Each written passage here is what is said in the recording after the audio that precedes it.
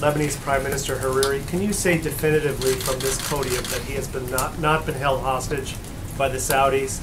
And does the President plan to speak to Prime Minister Hariri at all? I'm not aware of any anticipated conversations. That's something I'd have to check on and get back to you, and I don't have any further comment beyond that at this point right now. And I would refer you to the State Department on specifics of that. Cecilia? Thanks, Sarah. If it's fair to investigate Al Franken and the allegation made by his accuser, is it also fair to investigate this president and the allegations of sexual misconduct made against him by more than a dozen women? Look, I think that this was covered pretty extensively during the campaign. We addressed that then. The American people, I think, spoke very loud and clear when they elected this president. But how is this different? I think in one case specifically, Senator Franken has admitted wrongdoing and the president hasn't. I think that's a very clear distinction. Major. So I want to revisit something we discussed yesterday. You said one of the ways that Alabama voters might be able to figure out if these allegations against Roy Moore are true is in the court of law. That's a direct quote from you. There's no criminal means by which that could happen. So are you suggesting that Roy Moore sue the accusers in order to hash this out in court? That would be something that I would refer to him to make that decision. That's not something I would be able to advise him on. When you talked about I'm saying that was one. I said that's one option, one way to determine that process, but that would be a decision that he would have to make. Certainly not one I'm going to make. Because during the campaign, as you well remember, then candidate Trump said after the election he would sue all the women who have accused him of sexual misconduct, and that you have, from the podium, deemed all liars. He hasn't done that. Why hasn't he done that? I haven't asked him that question. I'd have to ask him and let you know why he hasn't chosen to take that path. I'm simply stating that's an option that Roy Moore has on the table. Jeff? Sarah, some critics have said that it was hypocritical of the president to tweet about Al Franken and not weigh in on Roy Moore. He has weighed on Roy Moore. He did it while he was on a foreign trip in Asia. I did it repeatedly yesterday. In fact, I took about 15 questions on that topic and only one on Al Franken. So to suggest that this White House and specifically that this president hasn't weighed in is just inaccurate and wrong. He weighed in. He said if the allegations are true, he should step aside. He also weighed in when he supported the RNC's decision to withdraw resources from the state of Alabama. It's just a simply inaccurate statement to make about the president. Sarah. Can you tell us whether the president believes the women who are making these allegations against Roy Moore, and would he be willing to ask the Alabama governor to delay the election or take a step like that to try to intervene in this electoral process in Alabama? The president certainly finds the allegations extremely troubling, as I stated yesterday, and he feels like it's up to the governor and the people in the state of Alabama to make a determination on whether or not they delay that election or whether or not they support and vote for Roy Moore. Matthew. Thanks, Sarah. In light of the national discussion about the importance of taking these kinds of accusations seriously, I wanted to check, is it still the White House position that all the women who have accused the president of sexual misconduct are lying? The president has spoken about this multiple times throughout the campaign and has denied all of those allegations. Blake. Thanks, Sarah. Let me ask you about something else, the pending potential AT&T and Time Warner merger. The president had said on the campaign trail back in October 2016, and I quote here, he said, "It was a deal we will not approve in my administration because it's too much concentration of power in the hands of too few." Does the president still feel that way? The president was asked about this a few days ago, maybe a week ago, while we were on Air Force One, and I'd refer you back to those comments. April? Sarah, is this an uncomfortable conversation about the sexual allegations for this White House, be it Al Franken or be it Roy Moore? I think it's an uncomfortable conversation for the country. I think that this is something that is being discussed pretty widely, and we certainly think that it should be taken very seriously, and it's one of the reasons I stand up here and answer your questions every day, and will continue to do so and continue to address them. Obviously, it's something that should be looked at, and I think it should be looked at widespread, not just in the political sphere, but in the business atmosphere and across the board in this country, and something we certainly, again, take seriously. Alex? I talked to Hillary Clinton today about the president's past, and going back to what Matthew said, she said, look, I worry about everything from his past because it tells you how he behaves in the present and will in the future. What do you say to that as it relates to these allegations against the president? I think Hillary Clinton probably should have dealt with some of those of her own issues before addressing this president. Alex. Two questions, one on taxes, one on immigration. A recent Quinnipiac University poll said 61% of voters think the Republican tax plan will benefit the wealthy. Well, the White House has pitched this plan as a working class tax cut. Why the disconnect? And then on immigration. Let me answer that first question. Okay. Look, we've actually argued that this tax plan benefits all Americans. That's the point of it. Specifically, our priority is to target middle-class Americans and make sure that that is addressed first and that those people are prioritized in any piece of legislation versus either the House or the Senate. But at the same time, we want all Americans to benefit by a growing economy and a tax system that actually works for our country versus one that penalizes people. We're going to keep moving just because we're tight. John? Let me come back and ask you the same thing I asked Kevin. You've got 6 Republican senators either no or seriously on the fence here. Can you win enough over in order to pass this? And if the president gets snookered again by the Senate, what's his reaction going to be? We certainly are still very confident that we're going to get this package passed, and we'd love to see some of the Democrats come on board and support this historic piece of legislation that we feel will be one of the great legacies of this presidency. The fact that you didn't get any Democrats in the House, how does that portend for getting them in the Senate? There's always hope. We'll hold out hope that Democrats in the Senate want to put partisan politics aside and put the people of this country first.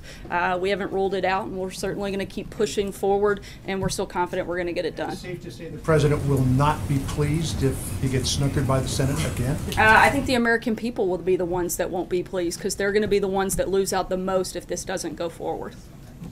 Thanks, Sarah. The administration put out a disaster funding request for about $44 billion today. It's much less than what a number of different governors and officials in the various impacted territories and states have requested. Can you explain sort of why the number is so low compared to what the local officials say they need? I don't think $44 billion is a low amount, and my guess is if you ask any average citizen across this country, they wouldn't feel like it's low either. Up until this point, Texas has not put any state dollars into this process. We feel strongly that they should step up and play a role and work with the federal government in this process. We did a thorough assessment, and that was completed, and this was the number that we put forward to Congress today. More requests forward in the future, specifically for Puerto Rico. Yeah, absolutely. At this point, the request that went in today of the roughly $44 billion primarily addresses Texas and Florida. Those storms took place ahead of Puerto Rico, and the assessment for Puerto Rico hasn't been completed yet. Once that's done, we fully anticipate that there will be additional requests at that time.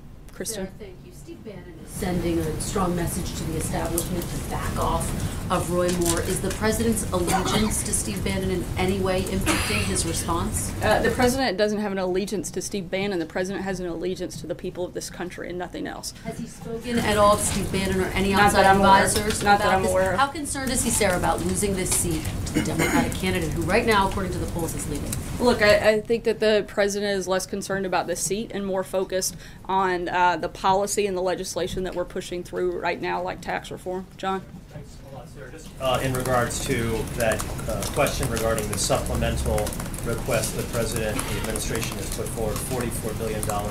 Puerto Rico has requested $94 billion. Are they going to get somewhere along that order? I think half of the island is still without electricity. As I said, we're going to wait until that assessment is complete, and we'll make a determination at that point and see what the best path forward is. Did the president notify Governor Sorry, John, I'm Abbott? going to keep Did the president notify Governor Abbott of the John, lesser I'm amount that he's try put to be forward? respectful of your colleagues. Go ahead. Yesterday, the joint investigative mechanism was vetoed by Russia at the UN Security Council, and Ambassador Haley tweeted afterward that the veto proves that Russia cannot be trusted as a partner going forward in trying to solve the political situation in Syria. Does the president have any response to the veto first? What is the U.S. view going forward of how chemical weapons will be investigated and dealt with in Syria?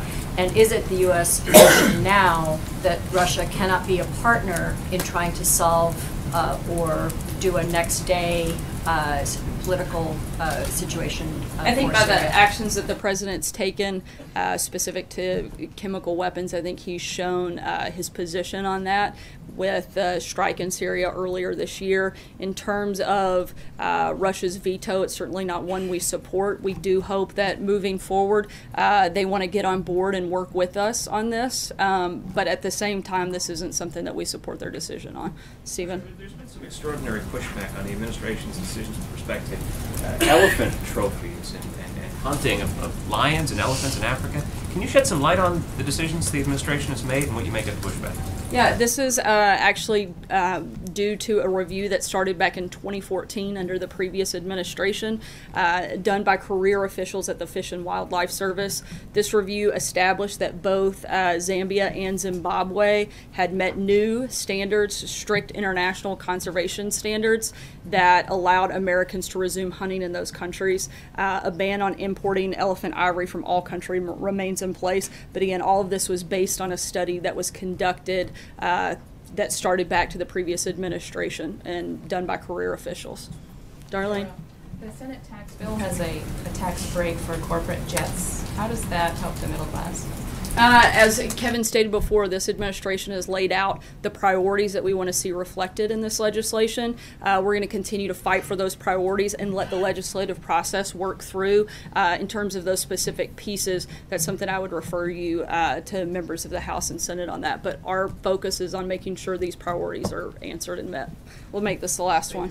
Yesterday on Jared Kushner and those campaign emails, that Senate committee, they're asking for those emails in the Russia investigation. You punted to the Kushner's attorney. Today, what's the White House reaction to those previously undisclosed emails? Look, that as I said, they were going to put out a statement. They did, and I would refer you back to that on anything specific to that inquiry. Thanks so much, guys. Hope you have a happy Friday and a good weekend. We'll see you on Monday. Thanks,